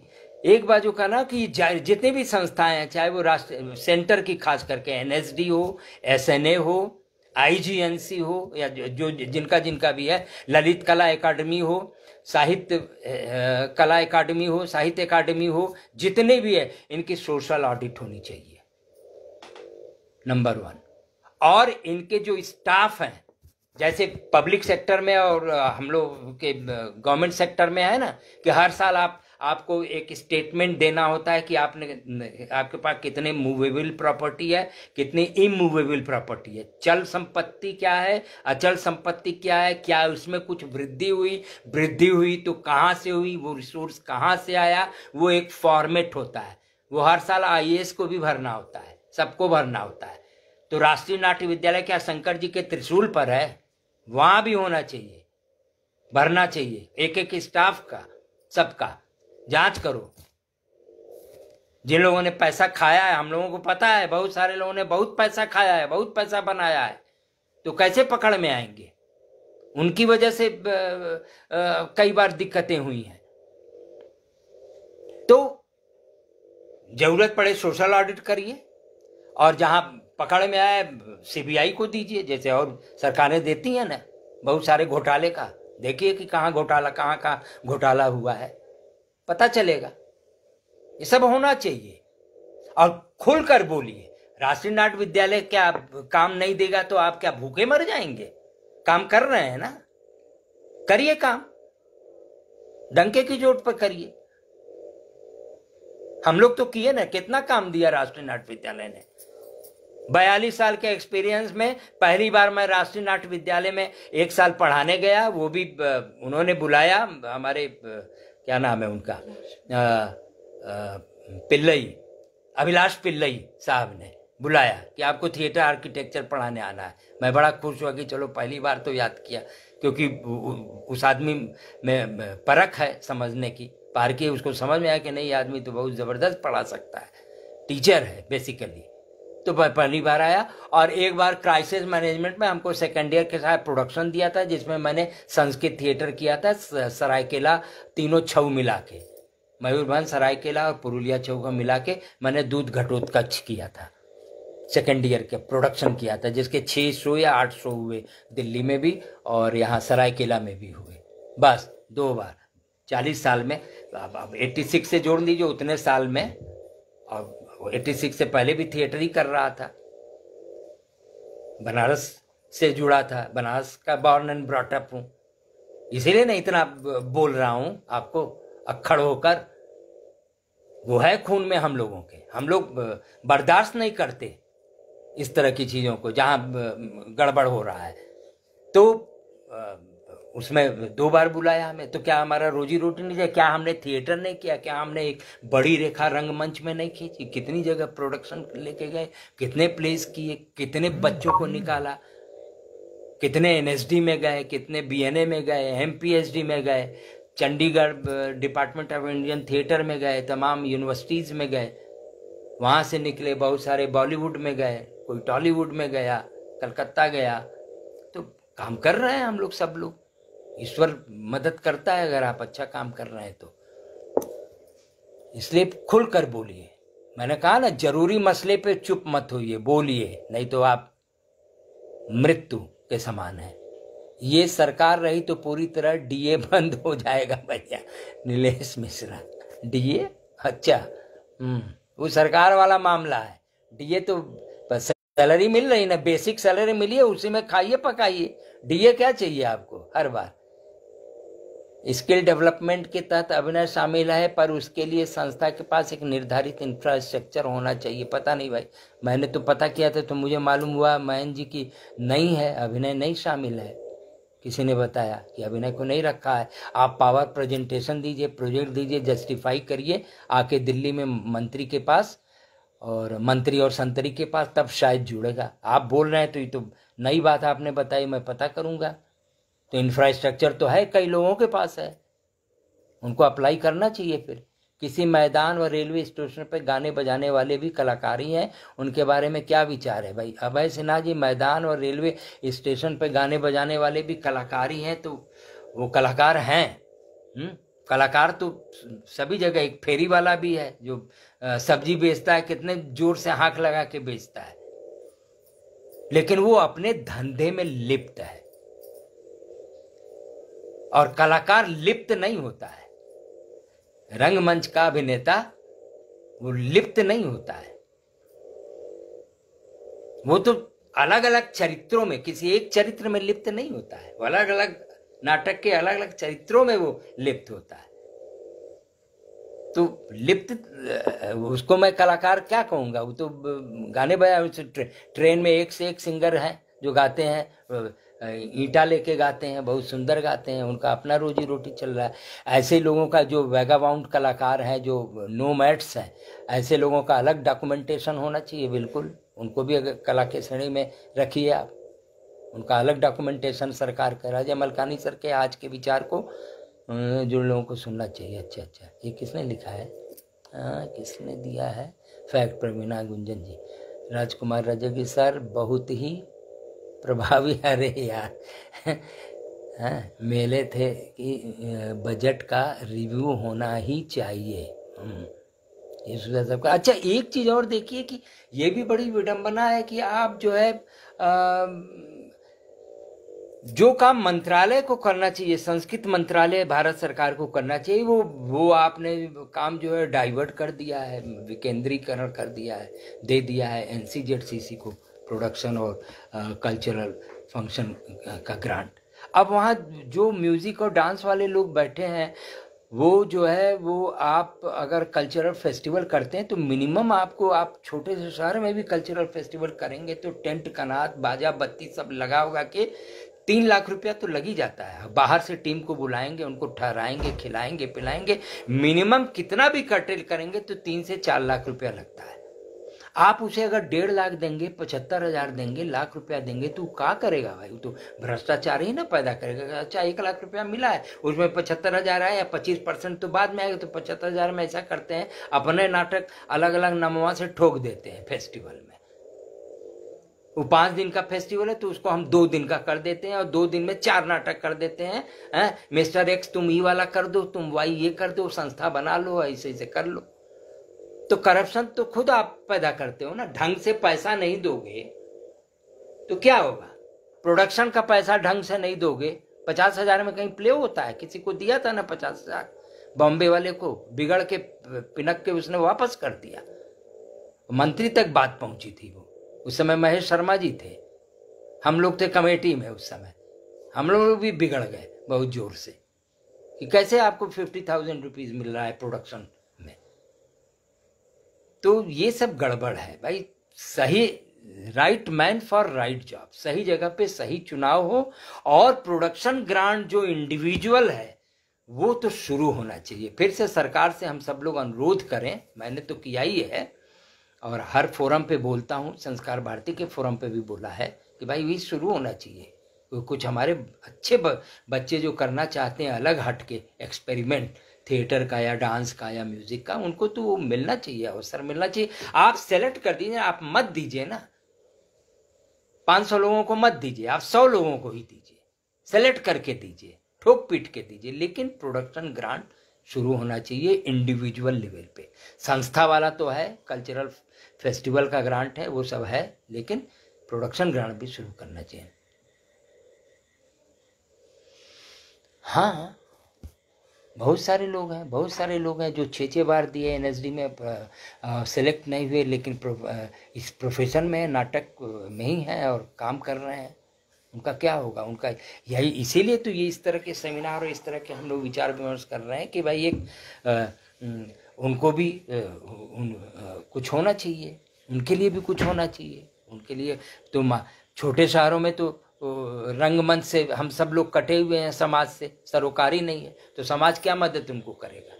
बड़े शहरों में रहते हैं, नुक्कड़ नाटक के तमाम प्रोजेक्ट्स आते हैं, उससे कुछ पैसा मिल जाता है, कुछ एनएसडी के बंदे या कुछ संस्था में रेपेट्री ज्वाइन कर लेते हैं, उससे आता है, और कोई है ही नहीं एवेन्यूज उनके लिए। उम्र ख़त्म हो चुकी है कि कोई जॉब भी कर लें। तो ये तो वही है ना कि इश्क ने निकम्मा कर दिया तो रंगमंच ने निकम्मा कर दिया उनको। ऐसे बहुत सारे हमारे शहर में भी ऐसे लोग हैं, बहुत सारे। हम लोग अब करते हैं गाहे बगाहे, संकट आने पे मदद उनको करते ही हैं, और करनी चाहिए भी, हम लोगों को करनी चाहिए। जो सक्षम है उनको मदद करनी चाहिए, उनको प्रोटेक्ट करना चाहिए, उनको अपने रेपेट्री में लाना चाहिए, उनका स्किल डेवलप और करके उनको रखना चाहिए। यही सब उपाय है। रंगमंडल प्रत्येक राज्य में क्यों नहीं विस्तारित हो पा रहा, ये एनएसडी कैंपस तक ही क्यों? इसमें ये तो राज्यों को करना है, हम लोगों को अपने अपने राज्यों में ये लड़ाई लड़नी है। राष्ट्रीय नाट्य विद्यालय का तो काम है, सेंटर्स खोल दिया उन्होंने ट्रेनिंग का, वो तो बेसिकली ट्रेनिंग सेंटर है ना। तो उन्होंने 4 त्रिपुरा में खोला, बेंगलोर में खोला, सिक्किम में और बनारस में 4, और बल्कि ये कहिए कि उन्होंने पटना में भी खोलना चाहिए एक सेंटर, झारखंड में भी खोलना चाहिए, उत्तर प्रदेश में भी रखना चाहिए। हर जगह सेंटर्स का विस्तार करना चाहिए, और वहाँ 1-1 साल का कोर्स शुरू करिए आप सब जगह, और फिर उसमें से एडवांस कोर्स 3 साल का राष्ट्रीय नाट्य विद्यालय में करिए।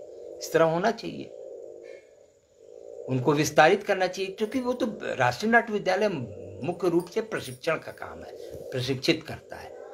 तो उनको जो है उस तरह एनएसडी स्टूडेंट के क्लास भी नहीं और स्कॉलर्स फिर क्यों? हाँ तो क्यों क्लास नहीं करोगे तो स्कॉलरशिप क्यों देगी सरकार? नहीं देगी। ये तो सही बात है, मूल बात है। इसीलिए तो मैंने अपना रखा ना, केवल खंडन नहीं किया, मंडन भी किया कि भाई तुम लोग अपना फर्स्ट ईयर वाले अपना थ्योरी कर लो, CID MID WD 3 ही तो मेन मुख्य थ्योरी पढ़ाई जाती है, वो कर लो तुम पहले। 1.5 महीने 2 महीने 3 महीने जो भी है इसमें निकालो, और बाकी 1.5 महीने 2 महीना बहुत होता है, 2 महीने में थ्योरी खत्म करो सेकंड सेमेस्टर का। फिर अगर ये कोरोना बढ़ता है, 3rd 4th 5th वेव आता है, तो सेकंड सेमेस्टर की थ्योरी खत्म कर लो। और उसके बाद फिर भी कोरोना बढ़ता है तो फिर बबल्स बना के अलग अलग जगहों पे 9 त्रिक 27 लोग और 9 लोग चले जाओ, या और भी कम का बना लो ग्रुप, अलग अलग जगहों पे भेज दो, सेकेंड ईयर को अलग भेज दो, फर्स्ट ईयर को अलग भेज दो। और उन डायरेक्टर्स के साथ आप प्रैक्टिकली काम करो, जाके प्रोडक्शन करो, सीन वर्क करो, एक्टिंग पे काम करो। और वहाँ के अब जैसे आसाम में हमारे कई NSD के काफ़ी सीनियर और काफ़ी अच्छे टीचर्स हैं। तो अगर एक स्टूडियो को आपने बुक किया और वहाँ पे हमारे 9 बच्चों को रख दिया, तो केवल एक जिनका स्टूडियो जो डायरेक्टर है वो केवल डायरेक्टर ही नहीं पढ़ाएगा ना, वो तो प्रोडक्शन करेगा। उसके साथ साथ जो प्रैक्टिकल एक्टिंग की चीज़ें हैं, वो वॉइस एंड स्पीच, म्यूजिक, ये सारा कुछ वहाँ पे इनपुट मटेरियल दिया जा सकता है जहाँ जहाँ है। अब जैसे प्रवीण के यहाँ है, तो प्रवीण का अपना स्टूडियो है, गेस्ट हाउस भी है उनका, वहाँ आप भेज दे तो केवल प्रवीण ही 12 घंटा नहीं पढ़ाएंगे ना आपको।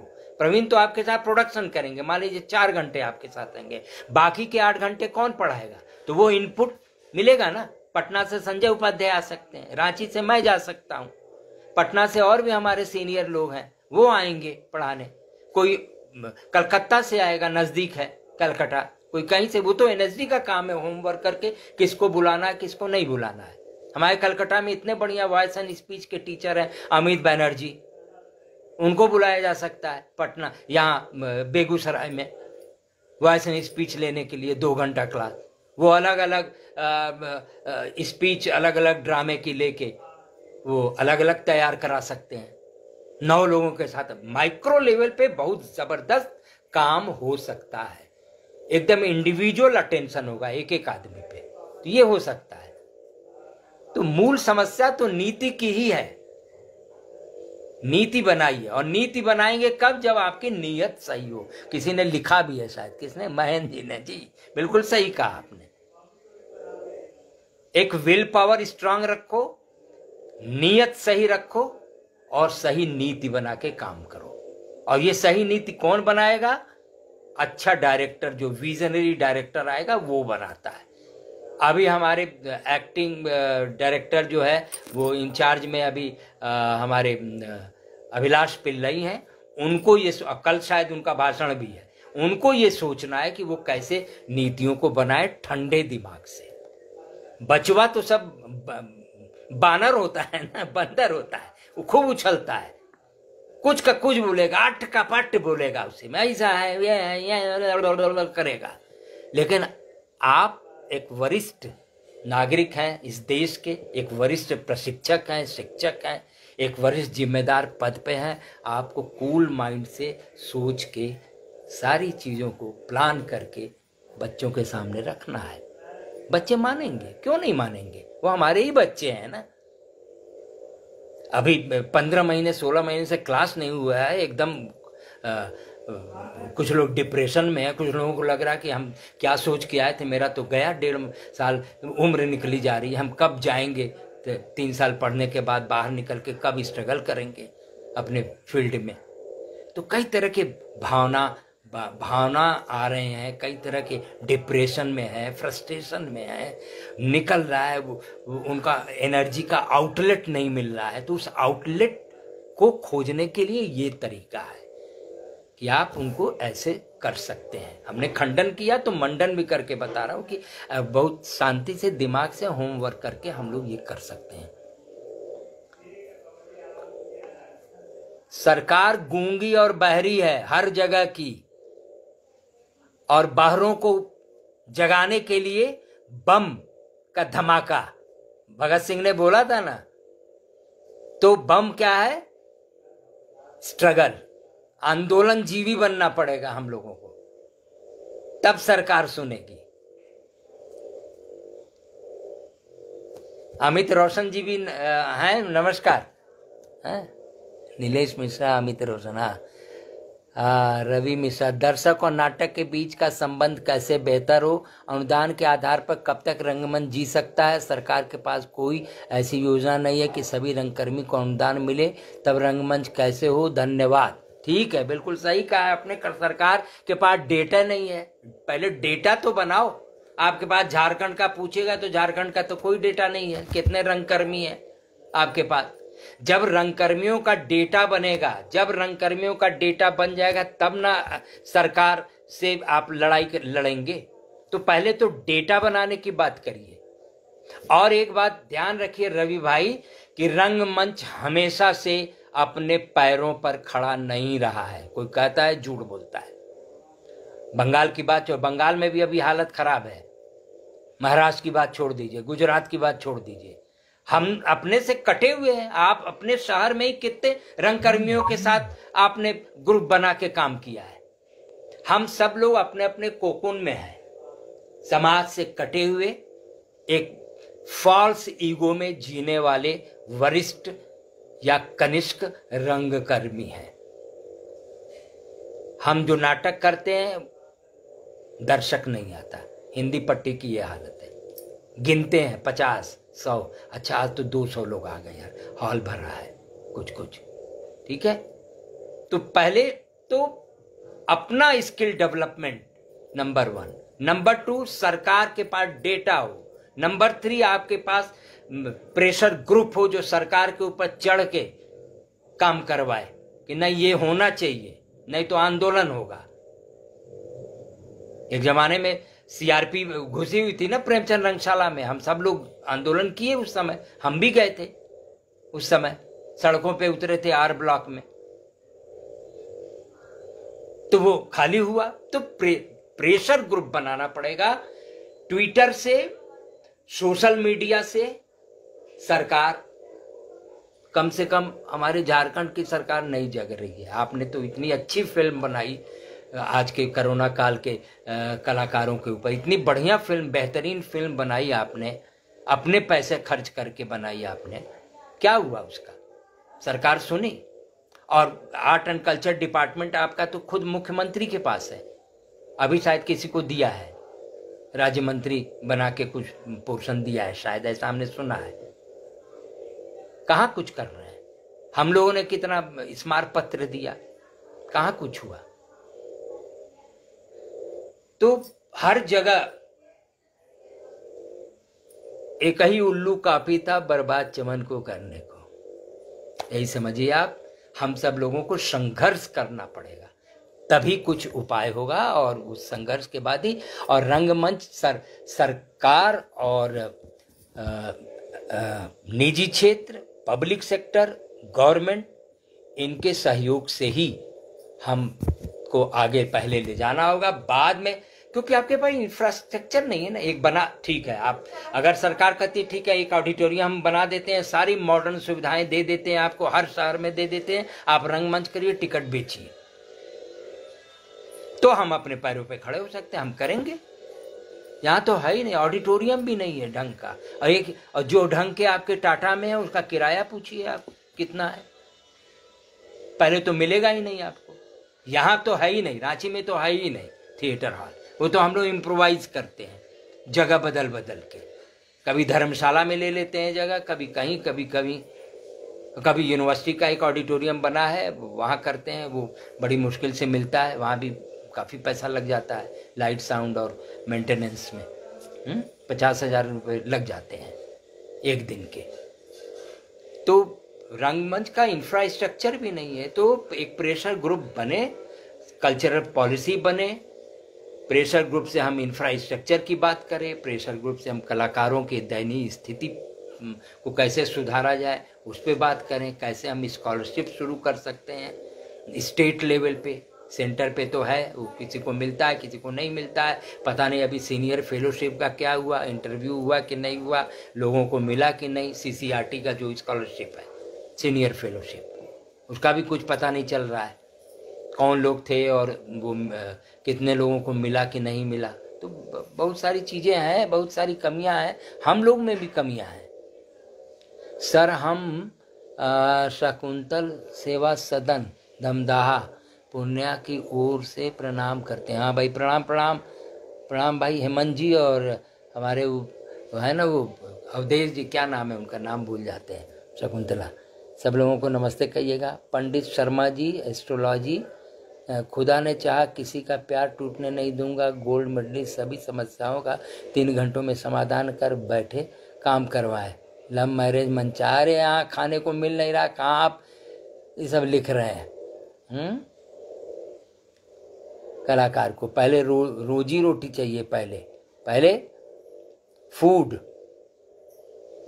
फिर शेल्टर, उसके बाद लव।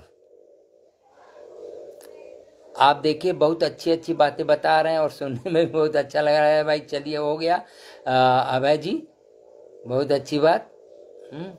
आप लोग तो अच्छा काम कर ही रहे हैं पटना में, प्रांगण के बैनर से।